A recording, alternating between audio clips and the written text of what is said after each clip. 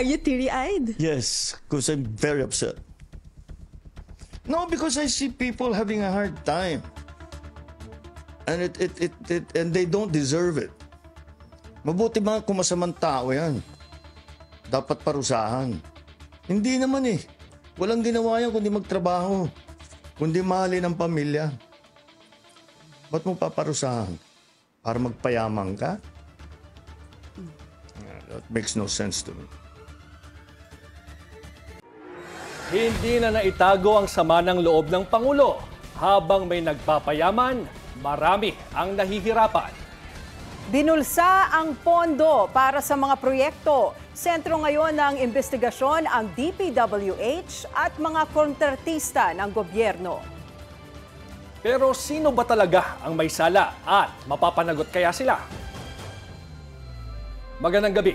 Ako si George Cahiles. Ako naman si Ann Asis Carilo. Mapapanood tayo sa Beam TV 31, Signal Channel 24, Blast TV, Samsung TV Plus at TCL Smart TV. Simulan na natin ang Agenda Weekend.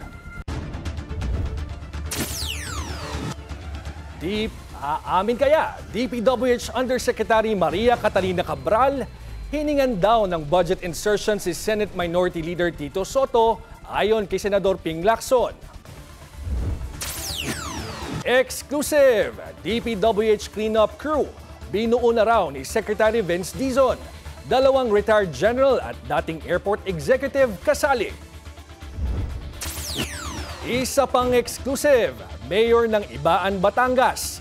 Isa umano sa top contractors ng lalawigan mula 2016. Kudeta niluluto umano sa Senado at Kamara. House Speaker Martin Romualdez, posible raw palitan ni Sandro Marcos o Albi Benitez. Sa harap ng anak na si Congressman Sandro Marcos, PBBM tila may pasaring sa Kamara. All the members of the cabinet here, I perfectly understand why you are feeling a little unjustly beleaguered. PCO Chief Dave Gomez, kinumpirmang may sira-sirang pasilidad ang PTV. Pero aligasyong may korupsyon? Totoo kaya? Still in custody, release order ng tagig RTC kay mining tycoon Joseph C. Hinarang ng BI. At another history made. Kauna-unahang WTA title ng Pilipinas, nasungkit ni Alex Eala.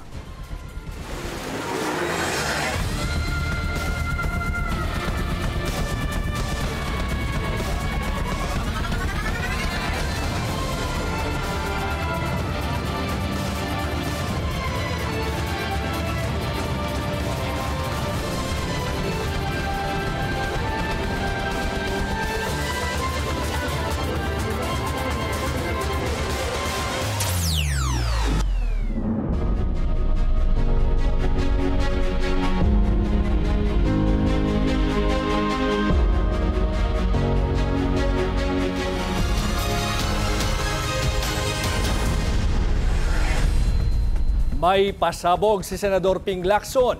Isang USEC ng DPWH ang tila nasa likod umano ng mga insertion sa panukalang budget ng DPWH para sa susunod na taon.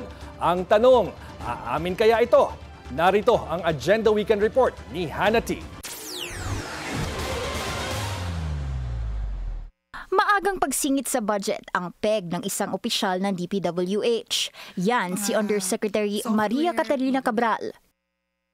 Sa isang radio interview, ni-name drop kasi siya ni Senator Ping Lacson na tumawag umano sa staff ni Senate Minority Leader Tito Soto para humingi ng gustong isingit sa budget sa 2026.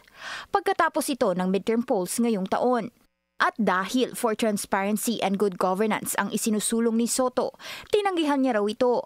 Tanong ni Lacson, ilang miyembro na kaya ng Kongreso ang pumatol sa insertion sa budget? Ayon sa Senador, as early as January, nagsimula na ang budget call at natapos nitong Hunyo para maipasa sa Kongreso sa loob ng 30 days matapos ang sona ng Pangulo. Base sa directory ng DPWH, si Cabral ang kauna-unahang babaeng rank-and-file employee na naging USEC ng ahensya. Siya ang nakatoka sa infrastructure planning and programming, kabilang ang PPP projects ng DPWH. Ikinalungkot ni Lacson ang nangyari dahil posibleng mawalan daw ng saysay ang checks and balances ng proseso ng pagbabudget. Sa huling monitoring, wala pang sagot si Cabral sa Bilyonaryo News Channel tungkol dito. Una nang kinwestiyon ang role ni Cabral sa pag-oversee ng budget ng flood control projects. Sa 2025 proposed budget kasi, ayon kay Senate Blue Ribbon Committee Chairman Rodante Marcoleta, hindi lalagpas sa 200 billion pesos ang halaga ng flood control projects, pero lumagpas ito sa mga 350 billion sa GAA. Depensa ni Cabral, hindi na raw kasama ang DPWH sa mga pagdagdag na ginagawa ng Kongreso matapos ang NEP o proposed budget. Ibig mong sabihin, hindi mo alam kung sino ang pumasok sa kung paano napunta yung insertions? Yun po. Paano kung maipakita ko sa iyo na may kinalaman ka? Wala po. Not necessarily na ikaw ang gumawa. Ibig ko sabihin, na nalalaman mo na nangyayari ito. Kasunod nito, sa House of Representatives naman, binalaan na rin si Cabral ng contempt o detention matapos idiin ni Representative Romeo Acop ang tila budget changes sa 2026 ng District Engineering Office ng Antipolo. Para sa Agenda Weekend, Hannah Tia, Bilyonaryo News Channel. DPWH cleanup crew binuo na raw ni Secretary Vince Dizon. Ayon sa Politico website, 2 retired general, 2 abogado at isang dating airport executive ang tutulong kay Dizon para linisin ang ahensya. Itinalaga na raw bilang undersecretaries sina dating Police Generals Arthur Bisnar at Charles Calima Jr., lawyers Rafi Turgano at Rico Bernabe III at former Clark International Airport President Ari Perez. Bukod sa pagtugon sa umano'y korupsyon sa DPWH, susuriin at rerepasuhin din nila ang proposed 2026 budget ng ahensya na nakitaan kamakailan lang ng red flags tulad ng duplicate entries. Not off the hook yet. Ipatatawag pa rin ng Senado ang mga nagbitiw na opisyal ng Philippine Contractors Accreditation Board o PICAB sa investigasyon sa flood control scandal. Ayon kay Senate Minority Leader Tito Soto, kailangang managot ang dapat managot. Nag-resign kamakailan lang si PICAB Executive Director Herbert Matienzo for personal reasons umano. In hot water ngayon ang PICAB dahil napag-alamang ilang miyembro nito, mga kontratista rin. Ayon kay Senator Ping Lacson, ang board directors sa sina Ernie Bagaw at Arthur Escalante, may-ari ng construction companies na kumukuha ng kontrata mula sa DPWH. Isa ito anyang malinaw na conflict of interest at paglabag sa Code of Conduct and Ethical Standards for Public Officials na nagbabawal sa mga opisyal ng gobyerno na magkaroon ng negosyo na direktang nakikinabang sa kanilang mga pwesto. Nasa bansa pa raw si dating Pampanga 3rd District Congressman Aurelio Dong Gonzales. Viral kasi ngayon ang video ng dating mambabatas kasama ang kanyang pamilya sa NAIA Terminal 1. Pero ayon kay Gonzales, Hunyo pa ang kumakalat na video na inaakusahan siyang umalis ng bansa sa gitna ng investigasyon sa flood control scandal. Isa ang dating kongresista na inuugnay sa mga questionableng proyekto sa Pampanga. Batay sa mga ulat, halos 1 bilyong pisong halaga ng DPWH contract sa Pampanga ang hinawakan ng AD Gonzales Construction na pagmamay-ari ng kanyang 3 anak. 4 na proyekto ito mula 2023 hanggang 2024 kung saan siya pa ang nakaupo sa kamera bago palitan ng anak na si Mika. Wala sa opisina kundi sa kalsada. Kasama ng mga realista si Baguio City Mayor Benjamin Magalong. Panawagan nila ang transparency, accountability at good governance sa gitna ng issue sa maanumalyang flood control projects. Isa si Magalong sa mga opisyal na unang naglantad sa umano'y korupsyon sa mga government infrastructure project. Ilang mambabatas aniya ang tumatanggap at nagpapayaman mula sa kickback sa mga proyekto na aabot sa 40%. Gaya ng sa Baguio, may anti-corruption protest din sa UP Diliman. Isang fun run ang ikinasa para kalampagin ang gobyerno sa flood control scandal. Ang kanilang panawagan, huwag takbuhan ang taong bayan. Yan ang Agenda Weekend Report ni Elijah Bonzo. You better run, run, run. Hindi palayo ng pananagutan kundi patungong hustisya. Yan ang layunin ng takbo laban sa korupsyon. Isang fun run and protest na inorganisa ng UP Diliman College of Science Student Council kasama ang UP Diliman Student Council at UP Run Club. Para ipakita sa administrasyon at kay Marcos Jr. na kung hindi nyo papanagutin ang mga korap at ititigil ang talamak na korupsyon, ay kami mismo ang lalabas at magsasama-sama upang singilin ang administrasyon ng accountability, transparency at justice, at kami mismo ang hahabol sa mga korap na politiko na Tinatayang 1,500 ang nakaisa sa protesta kanina. Paikot ng UP Academic Oval ang ruta at tampok sa finish line ang mga pangalan ng mga contractor na dawit sa flood control scandal na sila namang inaapakan ng mga jogger bilang pagpapakita ng paniningil. Gusto ko maging parte nung history na to na lumalaban sa korupsyon. Lalo na nakikita ko yung mga kabataan, nakikita din nila yung halaga ng mga binabayad ng mga taxpayer. Nakiisa rin ang ilang miyembro ng Makabayan Bloc. Tayo ay tumatakbo dahil galit tayo sa nangyayaring pangungurakot, dahil sa pagkamkam ng kita ng bayan na dapat pumunta sa patayang serbisyong panlipunan pero instead sa bulsa through flood control projects. Pahayag ng mga nakiisa, hindi lang tubig ulan ang bumabaha sa atin, kundi pati ang matinding korupsyon, lalo pa ngayon sa gitna ng anomalya sa mga flood control project. At sa kanilang pagtakbo, may hamon din sa gobyerno, panagutin ang mga salarin. Para sa Agenda Weekend, Elijah Bonzo, Billionaire News Channel. Umuugong ngayon ang umano'y leadership shake-up sa Kongreso sa gitna ng maanumalyang flood control projects. Ayon sa Politico website, kapwa natatabangan na ang mga kasamahan ni Senate President Francis Escudero at House Speaker Martin Romualdez sa kanila dahil sa kabiguang matugunan ang flood control scandal. Sa Kamara, nabubuo ang usaping posibleng palitan si Romualdez alinman ng kanyang pamangkin na si House Majority Leader Sandro Marcos o Bacolod Representative Albi Benitez na dati na ring napaulat bilang contender for House Speaker. Sa Senado naman, lumulutang din ang umano'y pinaplanong comeback ni Senate Minority Leader Tito Soto. Napanatili ni Escudero at Romualdez ang kanilang posisyon sa 20th Congress sa kabila ng espekulasyon na pagbabago sa liderato dahil sa kanilang kaugnayan sa tinaguriang most corrupt budget sa kasaysayan ng bansa.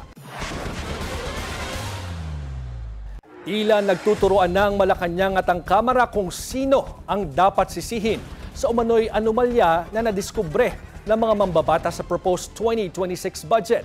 May banat pa nga ang palasyo. Clean your house first.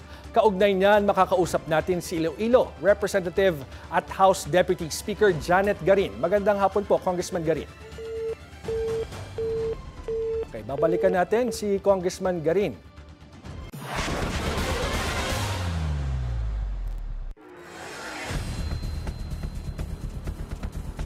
Tikom pa ang Presidential Communications Office sa aligasyon ng korupsyon sa ahensya. Kasunod ito ng revelasyon ng isang PTV anchor laban sa state-run network. Ang detalye sa Agenda Weekend Report ni Francis Folve. Kinumpirma ni Presidential Communications Office Secretary Dave Gomez ang mga paratang ni dating People's Television Network anchor Mike Abe sa mga sirang pasilidad ng state-run network. Yung pinarating ni Mike na mga issues dun sa kanyang programa, actually nakarating na rin sa attention ko yun. So very early on, unang bisita ko pa lang sa PTV4, nakita ko na nga yung mga sinasabi niyang tumutulong mga bubungan, sirang aircon. Ayon kay Gomez, naiparating na niya ang mga kakulangan sa PTV sa budget deliberations ng PCO sa Kamara. Nung nag-testify ako sa Congress to present and defend our budget, mga 3 weeks ago pa, naimungkahin na natin sa Kongreso na kailangan talaga ng pondo ng PTB4 para ma-rehabilitate yung PTB4. No? Nauna na rin kinumpirma ni Gomez sa Billionaire News Channel na accurate ang mga pahayag ni Abe patungkol sa gusali ng estasyon. Sa kanyang live stream noong Webes na burado na ngayon, inisa-isa ni Abe ang mga nakarating sa kanyang mga problema sa PCO. May mga sangkot din daw sa korupsyon, pero hindi naman niya ito pinangalanan. Wala pang pahayag sa ngayon si Gomez tungkol dito, pero tiniyak niyang aayusin niya ang gusot sa PCO. Para sa Agenda Weekend, Francis Polbe, Billionaire News Channel. Tila negosyo na nga ng mga nakaupo sa gobyerno ang pangungontrata ng mga proyekto. Sa Batangas, mismong mayor ng Ibaan daw ang isa sa contractors sa lalawigan. Ang vice-alkalde naman, hawak ang isang electric company. Narito ang exclusive Agenda Weekend Report ni Joash Malimban. Mayor na, kontraktor pa. Sa pagsusuri ng Billionaire News Channel, napag-alaman namin na ang nanalong mayor ng Ibaan, Batangas nitong 2025 elections, isa pala sa top contractors ng lalawigan mula 2016. Ayon sa Philippine Contractors Accreditation Board o PICAB, si Mayor Jane Casas ang Authorized Managing Officer ng Jasmig Construction Corporation. 2016 nang ma-awardan ng 12 DPWH projects ang kumpanya sa Batangas na nagkakahalaga ng 288 million pesos. Umakyat ito ng 621.7 million pesos noong 2017 at nasa 1.2 billion pesos na noong 2018. Sa 3 taong ito, nakaupong Vice Mayor ng Ibaan ng current Vice Mayor din ngayon na si Joy Salvame. 2019 nang maupong Mayor si Salvame at nanalong re-electionist hanggang 2025 elections bago sila magpasya ni Mayor Casas na magtandem sa halalan. Sa datos mula sa DPWH website, pinakamalalaking kontrata ang nahawakan ni Mayor Casas noong 2022 na umabot sa halos 2.3 billion pesos. Ang pinakamalaking proyekto niya noong taong ito, isang flyover sa Batangas City na nagkakahalaga ng 201 million pesos at construction ng flood control structures along Lawaya River na nagkakahalaga ng 144.7 million pesos. Ngayong 2025, nasa 15 projects ang hawak ng kumpanya ni Mayor Casas na aabot sa mahigit 1 billion pesos ayon sa datos ng DPWH. Sa kabuuan, aabot sa 13.3 billion pesos worth of public works contract sa Batangas ang nakubra ng kanyang kumpanya mula 2016 hanggang 2025. Karamihan ay makikita sa ikalawa at ika-4 na distrito, kasama na ang millions worth of building and road projects sa Ibaan. Nadiskubre rin ng Billionaire News Channel na ang isang major electricity provider sa Ibaan, pagmamay-ari ng pamilya ni na Vice Mayor Salvame. Ayon sa official site ng kumpanya, mula 2010, lahat ng shares ng Ibaan Electric and Engineering Corporation ay ibinenta at itransfer sa Salvame family. 2014 nang baguhin ang pangalan nito bilang Ibaan Electric Corporation at 2016 naman nang mabigyan ito ng 25-year franchise to construct, operate, and maintain electric, light, heat and power system sa bayan ng Ibaan. Pauna nang sinabi ng Commission on Elections na hindi po pwedeng mangontrata ang isang public official sa pamahalaan dahil sa conflict of interest. Ayon naman kay election lawyer attorney Alberto Agra, maaari namang maging government official ang isang kontratista as long as hindi mo ginagamit ang iyong posisyon para makakuha ng kontrata. Pero kung usapang delikadeza raw, mas maganda pa rin ang mag-divest mula sa iyong kumpanya para maiwasan ang conflict of interest. Pero kung nanalo ka na, baka kailangan ka mag-divest, kailangan ka mag-disclose, lalong-lalo na kung may conflict of interest. Yung mga batas natin sa accountability, anti-graft, at mga provisions ng batas Code of Professional Responsibility, kasi kasama yan pag naging public official ka na, therefore you're accountable. Kaya diyan papasok ang mga disclosures and divestment. Sinubukan namin kunin ng pahayag ni na Mayor Casas at Vice Mayor Salvame pero hindi pa ito tumutugon sa aming mga mensahe. Para sa Agenda Weekend, Joash Malimban, Billionaire News Channel. Release order ng korte kay mining tycoon Joseph C. Hinarang ng BI. Susunod yan sa Agenda.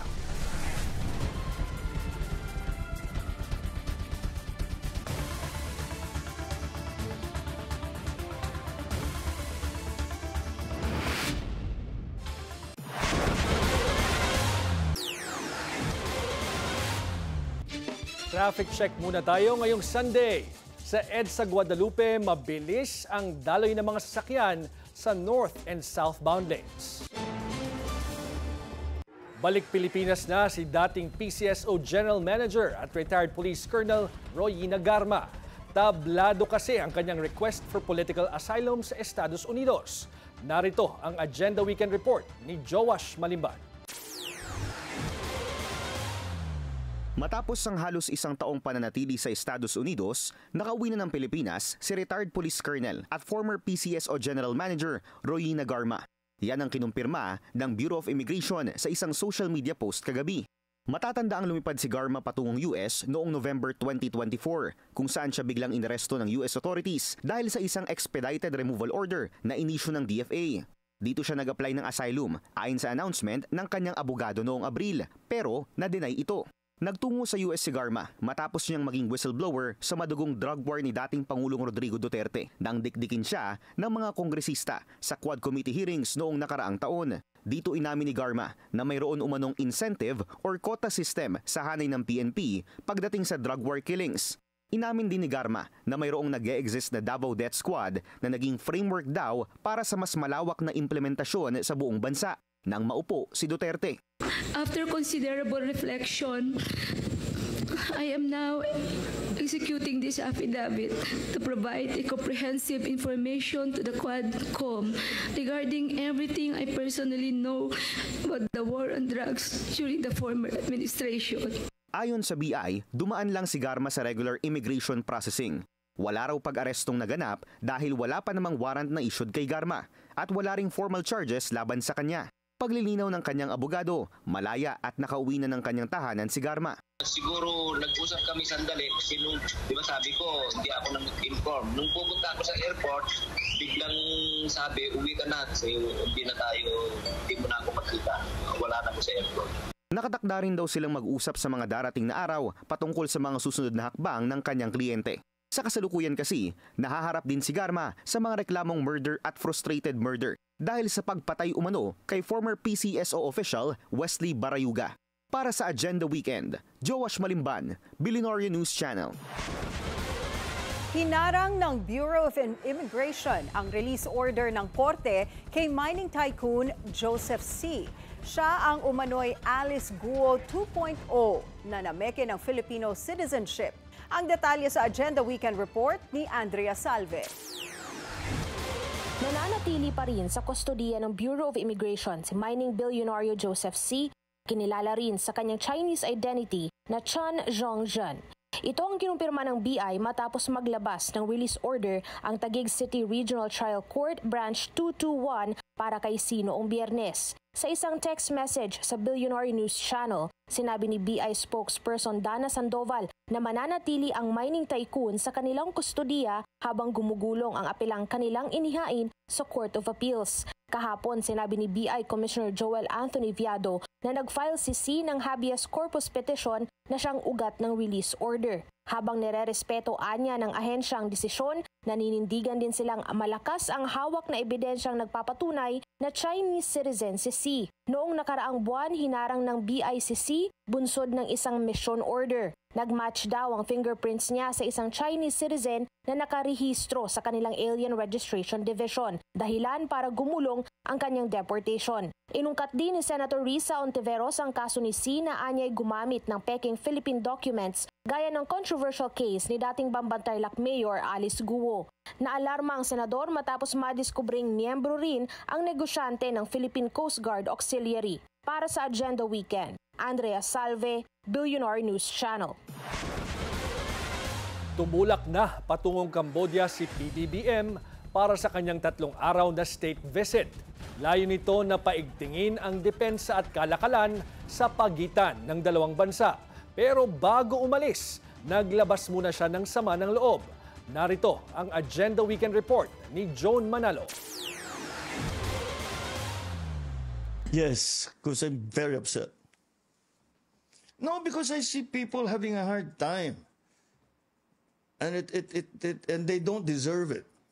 Emosyonal at maluha-luha si Pangulong Bongbong Marcos sa pinakahuling trailer ng kanyang podcast kung saan napag-usapan ang paghihirap ng napakaraming Pilipino. Mabuti ba kung masamang tao yan? Dapat parusahan. Hindi naman eh. Walang ginawa yan kundi magtrabaho, kundi mahalin ang pamilya.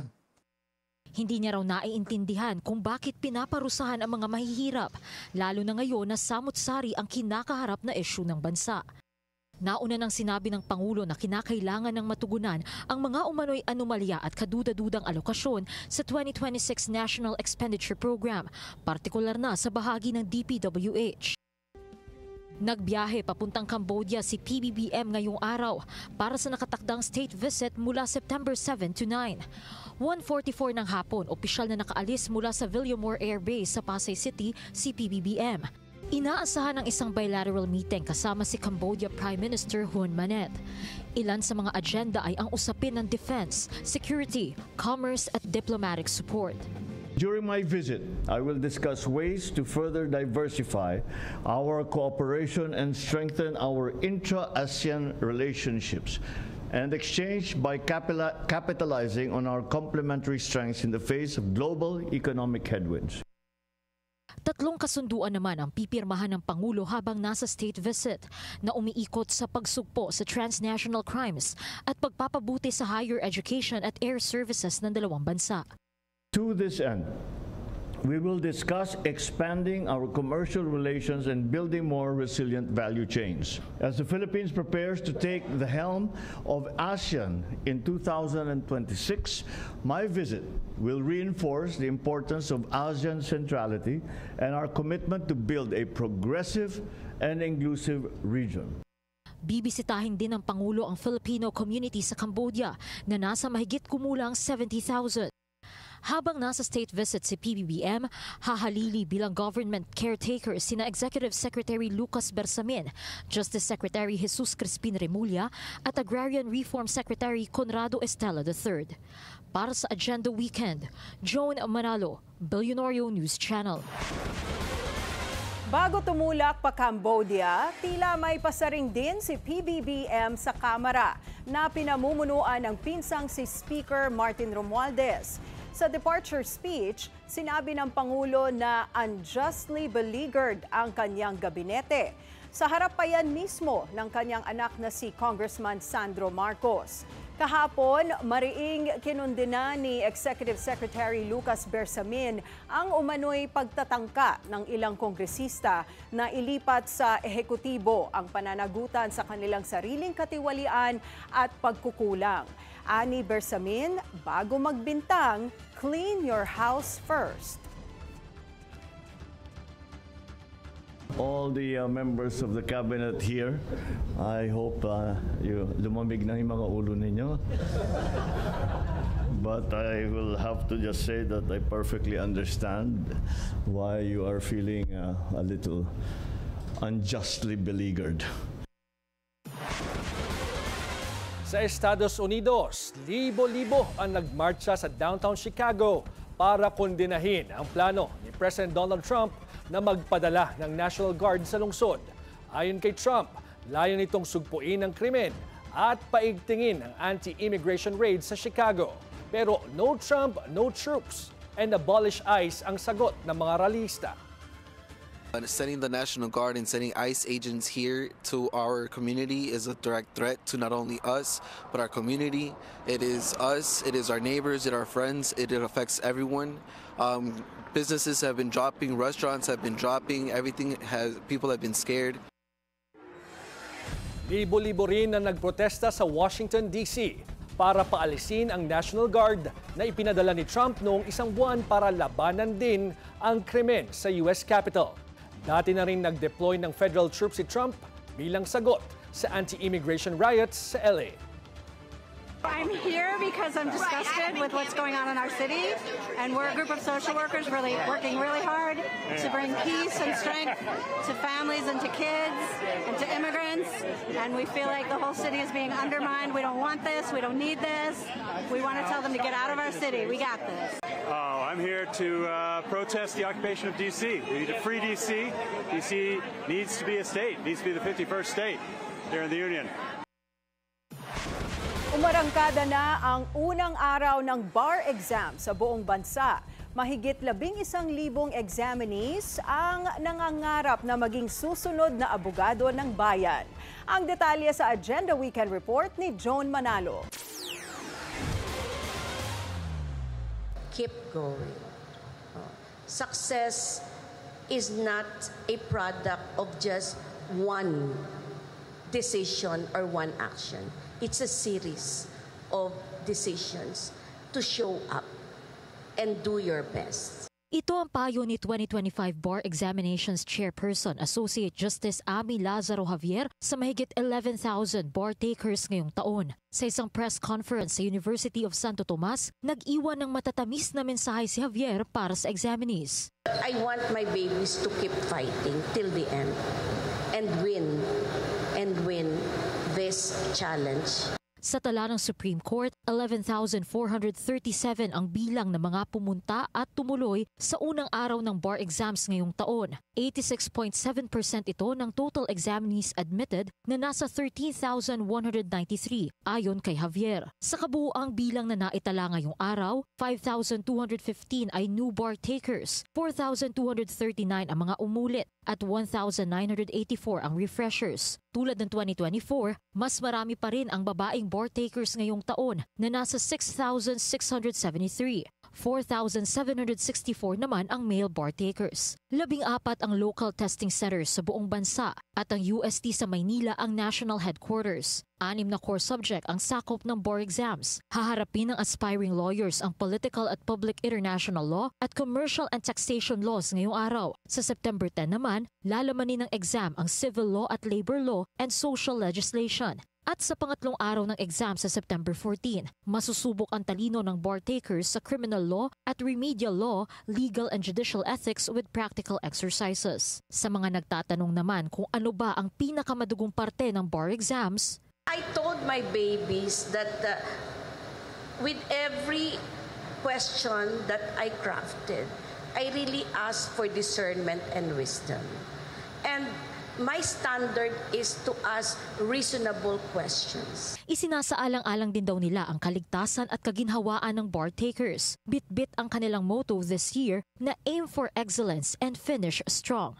I would like to think that every subject is equally situated with the other subjects. And that the uniform standard is reasonableness and fairness. At sana rin daw ay dalhin ng aspiring lawyers ang diwa ng public service hanggang dulo. Ani Javier, generally peaceful ang naging conduct ng unang araw ng bar examinations ngayong taon at inaasahan nila na magpapatuloy pa ito hanggang sa huling araw ng bar exams ngayong September 14. Para sa Agenda Weekend, Joan Manalo, Billionario News Channel. Kauna-unahang WTA title ng Pilipinas nasungkit ni Alex Ayala. Susunod yan sa Agenda Weekend.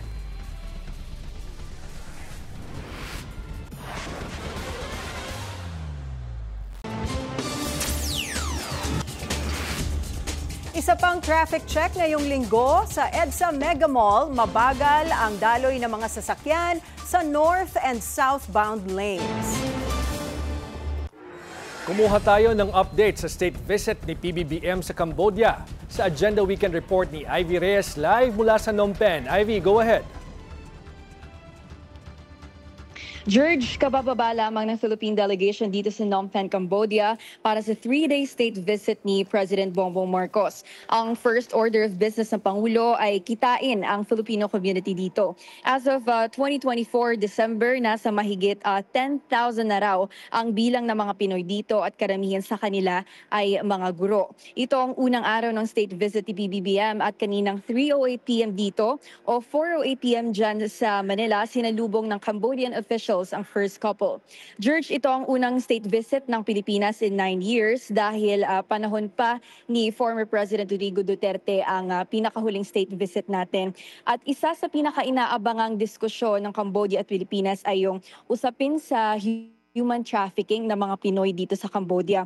Sa pre-departure briefing kasi noong Biyernes, hindi pa sinabi ng Foreign Affairs Department kung ano yung hakbang ng Cambodia at Pilipinas pagdating sa human trafficking. May this year, nagkasundo naman ang dalawang bansa para sa isang high-level regional dialogue and knowledge exchange para tugunan ng mga insidente at kaso ng scam hubs at forced labor dito sa Cambodia. Katatapos lang din ang ating panayam kay Philippine Ambassador to Cambodia, Flerida Mayo, at sinabi niyang dumoble yung kaso ng human trafficking ng mga Pinoy dito sa Cambodia kasi noong 2024, nasa 80 cases yung natingnan nila at ngayon umakyat ito sa 180. Itong 180 repatriated ngayong taon lang at ang nakikita nilang hindi nila alam kung ano yung specific na dahilan, pero karamihan daw sa mga scam na Pinoy ay pinagtatrabaho sa mga call center at inaalok ng mga fake job offers. George. Importante talagang mapag-usapan niyang usapin dyan sa human trafficking. Ivy, na-share na ba sa inyo kung ano yung itsura ng schedule ng Pangulo dyan sa susunod na mga araw? Yes, George, bukas nakatakda ang bilateral meeting ni PBBM kasama si Prime Minister Hun Manet at sa hapon naman nakatakda ring pirmahan yung tatlong deals ng Pilipinas at Cambodia na idadagdag dun sa 8 deals na pinirmahan ng Cambodia at Pilipinas nung bumisita ang Cambodian King sa Pilipinas nitong February 2025. George. Okay, maraming salamat, Ivy Reyes, live mula sa Cambodia. A WTA champ at last. Nanaig si tennis sensation Alex Ayala sa Guadalajara Open sa Mexico. Siya na ang kauna-unahang Pilipino na nagwagi sa isang torneo ng Women's Tennis Association. Ang detalye sa Agenda Weekend Report ni Zeus Valdez ng Abante. Muling umukit na ang kasaysayan si Alex Ayala nang sungkirin niya ang Guadalajara Open Women's Tennis title sa Mexico. Matapos ang setback sa first set, bumangon ang 20-year-old Filipina tennis sensation para pabagsakin si Pana Udvardi ng Hungary sa isang 3-set thriller. Ang score 1-6, 7-5, 6-3 para kay Ayala sa laro na natapos sa halos 2.5 oras. Matutulis na clutch service break ang ginamit ni Ayala para durugin ang depensa ni Udvardi. Tungo sa finals, dinispat siya ng Rafa Nadal Academy graduate na si Ayala, sina Arian Hartono, Barbara Lepchenko, Nicole Fosa Huergo at Kayla Day para angkinin ang historic first ever WTA title para sa Pilipinas. Agad binati ni Pangulong Bongbong Marcos si Ayala sa kanyang pagkapanalo. Tagumpay daw ito ng buong bansa at gagawin aniya ang lahat para mas marami pang atletang Pilipino ang susunod sa yapak na ito at maipakita ang galing at puso ng Pilipino sa mundo.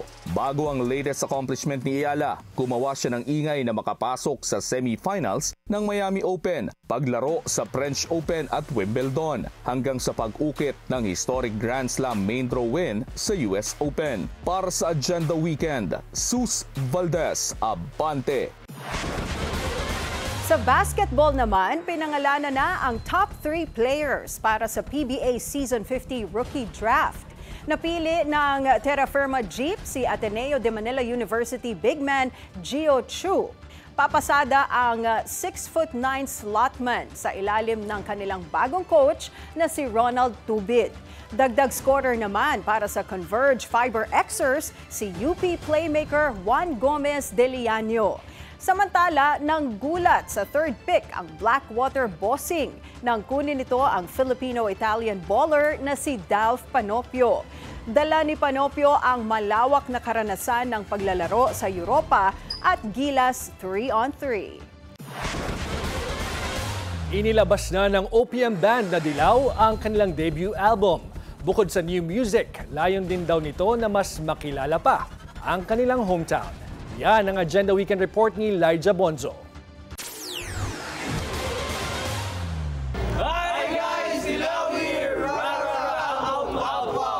It's finally out. Ito ang unang album ng Filipino rock band na Dilaw at tinawag nila itong Rarara. Hango sa salitang tara dahil ang mga kanta raw ay nanghahalina at sumasabay sa paglalakbay sa kalsada at ng buhay. Everyone on an adventure right now. Oo, maski hindi lang sa yung about sa bakasyon, maski yung bagong venture, bagong tinatahak na landas, bagong trabaho, bagong kahit ano bagong negosyo. Siguro, yun, adventure pa rin yun. Kwento pa ng grupo na katulong ang maikli nilang hiatus para makapag-reconnect sa Baguio na kanilang hometown. Rarara din daw ang album kung saan makikita bilang reference ang ilang lugar sa Baguio, katulad ng night market at swan boats para sa Burnham Park. Pero bukod sa sikat na tourist destinations, layon din ng Dilaw na mas maipakilala pa ang Baguio beyond its attractions. Ibinahagi rin ng banda ang mga pinagdaanan nila noong binubuo nila ang kanilang unang album. Magulo po nung una kasi siyempre parang mauusay na musikero itong mga kasama natin. Kasi yung idea siyempre sa una marami. Komunikasyon at pakikinig sa isa't isa raw ang naging susi nila para makuha ang tamang dynamics ng grupo. And also we've spent the past few months recording the album, but also getting ready to perform it for everyone. So in the coming months, we hope to see everyone who likes the album. We hope to see them live at the show. At the end of the day, their music and vision for the band make the relationship solid. Kaya naman bukod sa mga bagong kanta, isa raw sa mga dapat abangan ay ang schedule ng kanilang mga pagtatanghal para sa Dilaw fans. Para sa Agenda Weekend, Elijah Bonzo, Billionaire News Channel. Pagbibigay pugay kay late Italian fashion legend Giorgio Armani bumuhos sa Armani Theater sa Milan. Susunod yan sa Agenda Weekend.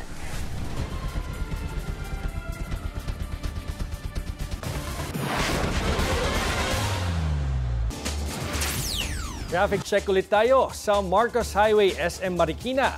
Mabilis ang daloy ng mga sasakyan sa east and westbound lanes.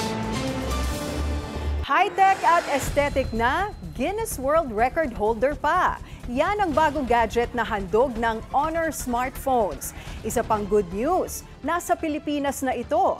Ang pasilip sa Agenda Weekend Report ni Ivy Reyes.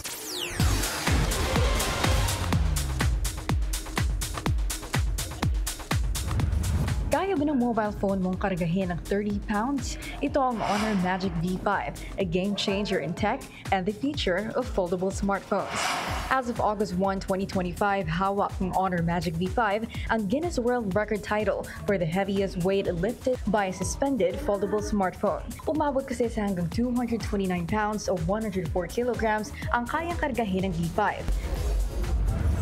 In partnership with Globe, forma ng ipinakilala ng Honor International ang Honor Magic V5 ditong Setyembre. Ang latest model ng Honor smartphones kasalukuyang world record holder din bilang pinakamanipis at 8.8mm. Today, we are proud to take the innovation even further. The Honor Magic V5, this is the phone, guys. It's not just a leap forward. With slimmer profile, stronger hinge, durability, advanced AI integration, flagship level camera system, and long-lasting battery and seamless multitasking, the Honor Magic V5 redefines what a foldable should be. Bukod sa portability, matibay ang mechanical system ng V5 dahil mayroon itong 2,300 megapascal na super steel hinge. Ang battery life, 5,820 mAh. At ang storage, abot hanggang 512 gigabytes. So, durable? Check. Slim? Check. Waterproof? Say no more. It's actually a rating of 58 and 59 IP ratings. It's basically waterproof. This has been here for maybe 3 hours already, if I'm not mistaken, right? For 3 hours. We made this for businessmen. We had a lineup for durability phones. We have a lineup for waterproof phones. Basically, the Honor Magic V5, we put everything here. The best camera, the biggest battery, the fast charging battery. It's also waterproof. It's also very, very durable. So basically, we put every highlight of Honor into one. For 89,999 pesos, pwede mo nang makuha ang pinakabagong Honor Magic V5. Pwede rin kumuha ng postpaid plan with Globe's all-new G Plan Plus 1799 for as low as 2,813 pesos. Para sa Agenda Weekend, Ivy Reyes, Billionaire News Channel. Libo-libo ang nagbigay pugay kay late Italian fashion legend Giorgio Armani sa Armani Theater sa Milan. Kabilang dito ang kanyang kasamahan sa industriya na si Donatella Versace. Nakatakda bukas ang private funeral at burial ni Armani. Pumanaw si Armani nitong Huwebes sa edad na 91 dahil sa umano'y age-related illness. The Diyosa meets the Ancient One. Dumalo ang Pinay star na si Anne Curtis sa event ng sikat na South Korean luxury eyewear brand sa Seoul. Naroon din ang British actress na si Tilda Swinton, na kilala sa kanyang role sa Doctor Strange at bilang si White Witch sa The Chronicles of Narnia. Na-meet din ni Anne si Karina ng K-pop girl group na aespa. Mismong si Karina pa ang nag-post ng photo nila ni Anne. As expected, star-studded ang birthday celebration ng celebrity doctor na si Doc Ivy Teo. Spotted sa event sina Bea Alonzo, Catherine Bernardo, Nadine Lustre at Sara Labati. Naroon din si Marcel Soriano at Kylie Verzosa, among many others. Ginanap ito sa Shangri-La Hotel sa The Fourth Manila. Pero absent ang kilalang clients at kaibigan ni Doc Ivy na sina Gretchen Barreto at Heart Evangelista. Sa gitna ito ng mainit na usapin tungkol sa sabong at Nepo babies and Nepo wives. Kamakailan lang ay lumutang ang 2024 video ng isang content creator tungkol sa umano'y $1 million ring ng asawa ni Senate President Francis Escudero. Meron daw itong rare Paraiba stone na mas mahal pa sa diamonds at karaniwang matatagpuan sa Brazil at Mozambique. Happy birthday kay Doc Ivy. Our very own Ferdy Salvador was also there sa birthday party ni Doc Ivy. Iba talaga si Ferdy, ano? You can see him everywhere. He is a celebrity. Celebrity talaga siya. You know what? Something to look forward to tonight, no? Kasi yung lunar eclipse will be happening tonight. Napag-usapan niyo yun, no? When you interviewed our weather specialist. So, I believe magsisimula yan 11:30. Tapos yung pinaka-peak niya, yung makikita mo talaga siya around 1:30 a.m. O sana nga daw hindi cloudy yung skies para makita ng maraming mga Pilipino yung... Oo, kasi maulan ngayon eh. So later, hopefully, wala nang ulan. And then mga 1:30 a.m., lumabas kayo ng bahay. Silipin natin yung lunar eclipse. Ang blood moon yung tawag nila, di ba? Correct. Abangan niyo yung lahat yan. At yan ang ating Agenda Weekend ngayong linggo. Ako si Ann Asis Carillo. At ako si George Cahiles. Sa bawat issue may anggulo at ang balita may agenda.